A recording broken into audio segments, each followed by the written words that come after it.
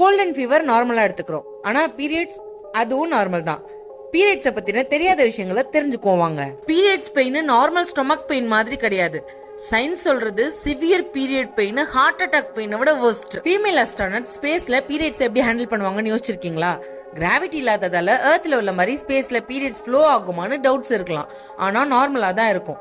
In case ஸ்பேஸ்ல long stay பண்ணாங்கன்னா some astronauts பீரியட்ஸை skip பண்றதுக்கு பில்ஸ் எடுத்துட்டு போவாங்க.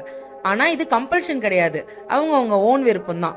எர்த்ல மாதிரியே தான் ஸ்பேஸ்லயும் பீரியட்ஸ் வந்தா சானிடரி பேட்ஸ் மென்சுரல் கப்ஸ் எல்லாம் யூஸ் பண்ணி லேட்டர் அதை வேக்கம் சீல்டு வேஸ்ட் கண்டெய்னர்ல ஸ்டோர் பண்ணி பர்ன் பண்ணிடுவாங்க. பீரியட்ஸ்னா என்ன, ஸ்டொமக் பெயின் மட்டும் தானே வரும் அப்படின்னு நினைச்சா அதுதான் இல்ல.